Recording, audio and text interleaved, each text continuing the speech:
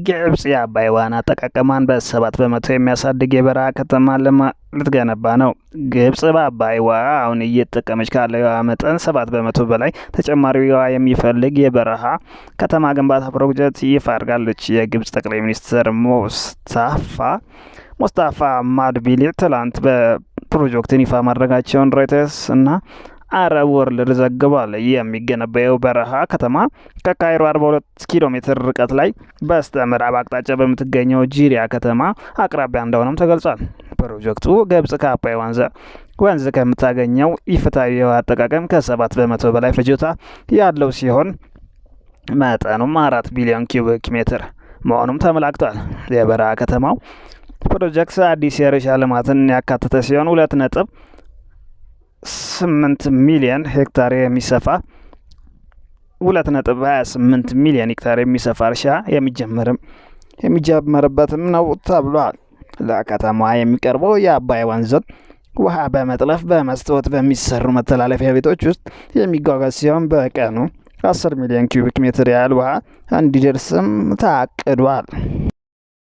3521 ኢትዮጵያውያን ከሳውዲ ወደ ሀገራቸው ተመለሱ። በሳውዲ አረቢያ በአስቸጋሪ ሁኔታ ውስጥ የነበሩ 3521 ኢትዮጵያውያን ባሳለፍነው ሳምንት ወደ ሀገራቸው ተመልሰዋል። በሳምንት ውስጥ በተደረገ 9 ዙር በረራ የተመለሱት 3451 ወንዶች፣ 55 ሴቶችና 15 ጨቅላ ህጻናት ሲሆኑ ከተመላሾቹ መካከል 45 እድሜያቸው ከ18 ዓመት በታች የሆኑ ታዳጊዎች ይገኙበታል። በአራተኛው ዙር በአስቸጋሪ ሁኔታ ውስጥ የሚገኙ 50,000 ዜጎችን ለመመለስ ታቅዶ ከመጋቢት 3 ቀን 2017 ዓ.ም ጀምሮ ስራውን በይፋ መጀመሩ ይታወቃል። በዚህም እስካሁን 39397 ኢትዮጵያውያን ወደ ሀገር መመለስ ተችሏል።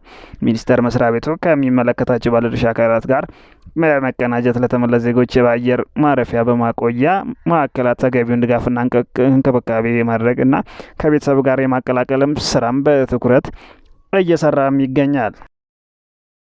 በደብረ ብርሃን የሚገኙ ከ24,000 በላይ ተፈናቃዮች የመጠለያ ካምፖች የአገልግሎት ጊዜ በማብቃቱ መቸገራቸውንም ተናገሩ። በደብረ ብርሃን ከተማ በሚገኙ የሶስት የስደተኞች መጠለያ ካምፕ ውስጥ የሚኖሩ 24,000 በላይ ተፈናቃዮች የካምፖቹ የአገልግሎት ጊዜ በማብቃቱ መቸገራቸውን ለአዱ ተናግረዋል። ካለፉት 5 ዓመታት ጀምሮ በኦሮሚያ ክልል ከሚገኙ የተለያዩ አካባቢዎች ከመኖሪያ ቀያቸው ተፈናቅለው ቻይና፣ ባቄሎ እና ወይን እሸት የሚል መጠሪያ ባላቸው መጠለያ ካምፖች ውስጥ ከ3 ዓመት በላይ እንደቆዩ የተናገሩት ነዋሪዎቹ ከሸራና ከፕላስቲክ የተሰሩ የካምፖች መጠለያዎች በተፈራረቀባቸው ፀሐይና ዝናብ ምክንያት ለአገልግሎት ጊዜያቸው በመብቃቱ ለመኖር በማይቻል ሁኔታ ውስጥ ለመኖር መገደዳቸውንም ገልጸዋል።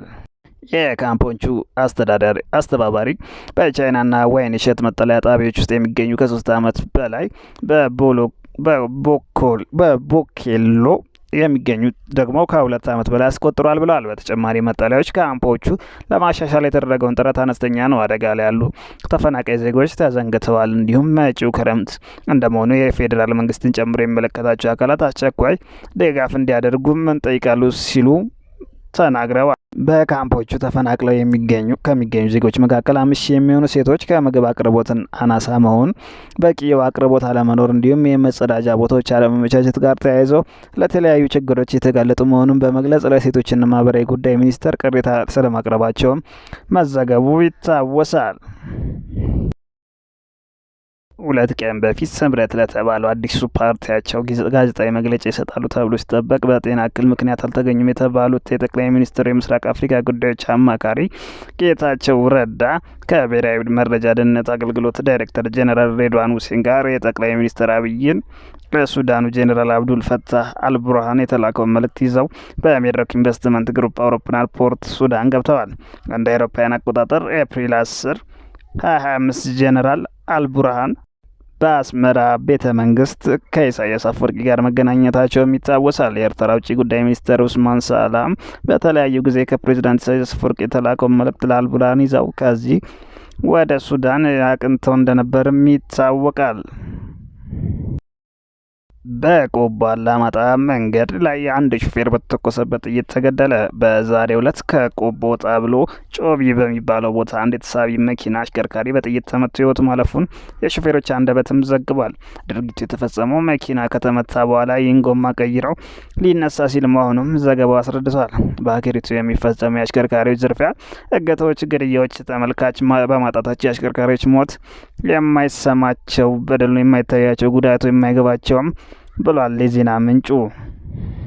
ይህም በእንዲህ እንዳለ ትናንት ከጎንደር ጭልጋ አይከል መተማ መንገድ ሸቀጣሸቀጥ ጭኖ ይጓዝ የነበረ መኪና ላይ የተኩስ ሩምታ ተከፍቶ እገታ መፈጸሙን መዘገባችን ይታወሳል። በተከፈተውም የተኩስ ሩምታ ሹፌር በ4 ጥይት የተመታ ሲሆን በአሁኑ ወቅት በአይከል ሆስፒታል ሕክምና እየተደረገለት እንደሆነም አጋቾቹ በከፈቱት ጥቃት መኪናውን ካስቆሙት በኋላ ረዳቱን ጨምሮ 4 ሰዎችን አግተው መውሰዳቸውን መግለጻችን አይዘነጋም። በዚህ መንገድ ከጥቂት ቀናት በፊት አንድ አይሱዙ ሹፌር በተመሳሳይ ጥቃት ደረሰበት 5 ሰዎች መታገታቸውም ይታወሳል። ዩናይትድ ኪንግደም ከሩሲያ ጋር ሊፈጠር ለሚችለው ቀጥተኛ ግጭት መዘጋጀት አለባት ሲሉ የመከላከያ ሚኒስትሯ ጆን ሄሊ ተናገሩ። ለዚህም ለማዘጋጀት በቢሊዮን የሚቆጠር ፓውንድ ለማሰባሰብ ማቀዳንም አስታውቃለች። የመከላከያ ሚኒስትሩ ለንደን $8 ቢሊዮን በረጅም ርቀት የሚሳኤል ምርት ላይ እንደምታፈስ ይፋ አድርገዋል። ዛሬ ሰኞ የወጣው የዩናይትድ ኪንግደም የመንግስት ስትራቴጂ ከመከላከያ ግምገማ ሪፖርት ሩሲያና ቻይና በእንግሊዝ ላይ ትልቅ ስጋት እንደሆኑም አድርጎ አስቀምጠዋል ተብሏል። ግምገማውም 6 አዳዲስ የጥይት ፋብሪካዎች ለመገንባት 1.5 ቢሊዮን ፓውንድ $2 ቢሊዮን ይመደባል ተብሎም ይጠበቃል። በሚቀጥሉት 5 ዓመታት ለንደን የረጅም ርቀት የጦር መሳሪያዎችን ለማምረት 6 ቢሊዮን ፓውንድ እንደምታፈስ የመከላከያ ሚኒስትር ጆን ሄሊ ገልጸዋል። ይህ መልእክት ለሞስኮም ጭምር ነው። የብሪታንያ አቋም የጸና ነው። የጦር ኃይላችን ማጠናከር ብቻ አይደለም፣ የኢንዱስትሪ መሰረታችንን የምናጠናከረው አስፈላጊ ከሆነ የመዋጋት ዝግጁነት አካል ስለሆነ ነው ሲሉ ጆን ሄሊ ተናግረዋል። ሞስኮ እንግሊዝ ከፈረንሳይ ጋር በጋራ የሰራችው ሚሳኤል ዩክሬን በሩሲያ ግዛት ውስጥ የሚገኙ የሲቪል ኢላማዎችን ለመምታት ተጠቅማበታለች በሚል ውንጀላ አቅርባለች።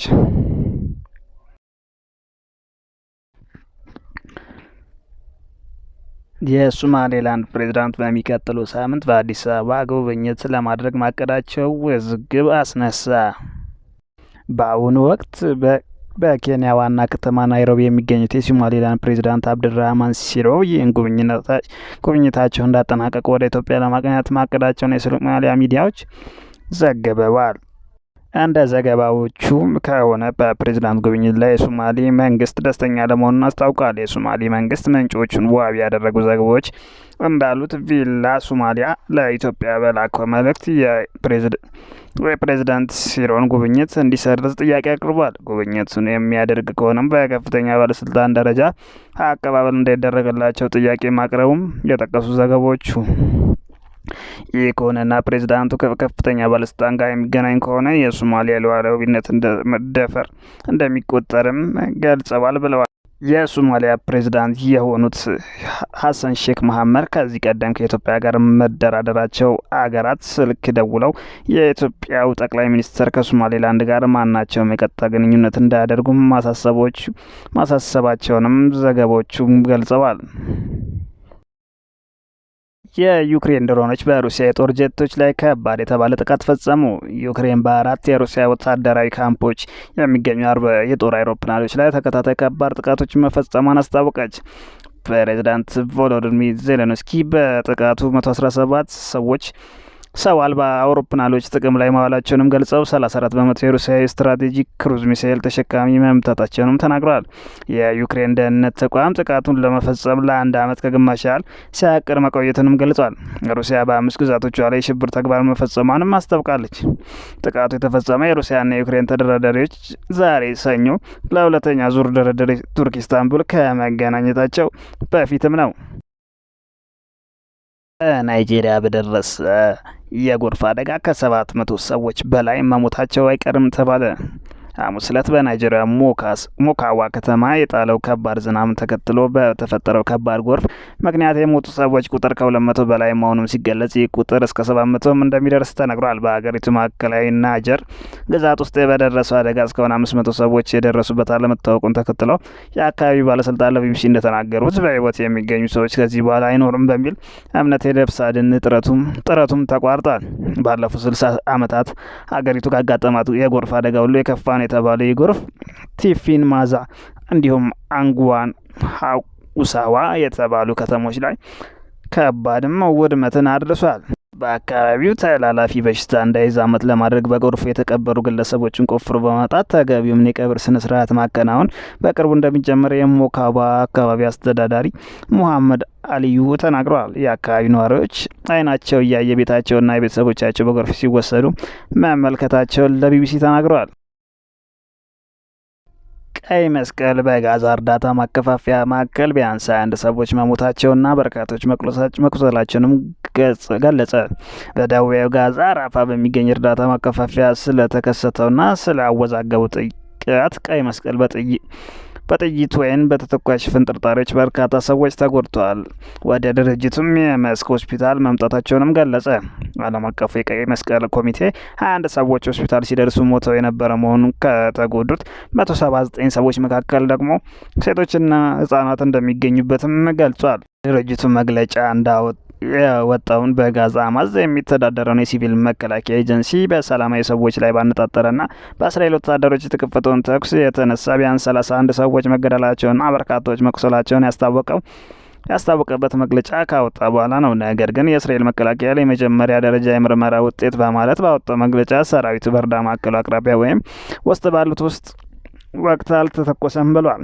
የእስራኤል ጦር በተጨማሪ ባጋራው ተንቀሳቃሽ ምስል የታጠቁና ጭንብል ያደረጉ ሰዎች በአቅራቢያው በምትገኘው ሃን ዩኒስ እርዳታ በሚቀበሉ ሰላማዊ ሰዎች ላይ ድንጋይ ሲወረውሩና ሲተኩሱ ያሳያልም ብለዋል። ሩሲያና ዩክሬን በዛሬው በኢስታንቡል የሚያደርጉት ውይይት ተጠባቂ ሆኗል። በሩሲያና በዩክሬን መካከል ጦርነቱ እየጠነከረ ቢመጣም ዓለም ዛሬ በኢስታንቡል የሚደረገውን የሁለቱ ሀገራት ውይይት ውጤት በጉጉት እየጠበቀ ይገኛል። በኢስታንቡል ከተማ ዛሬ ለሚደረገው የሰላም ድርድር የዩክሬን ተወካዮች የሰላም ስምምነት ረቂቅ ይፋ አድርገዋል።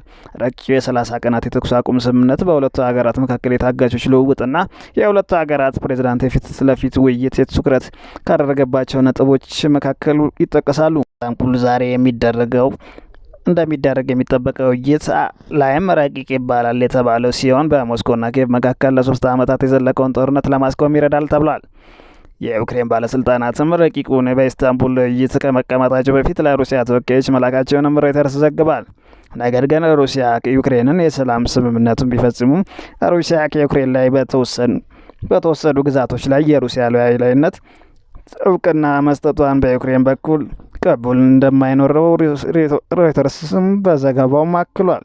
የአሜሪካው ፕሬዝዳንት ዶናልድ ትራምፕም ሞስኮና ኪየቭ በሰላም ስምምነቱ ላይ በጋራ መስራት አለባቸው፣ ይህ ከሆነ ጦርነቱ የማይቆምበት ምክንያት የለም ብለዋል።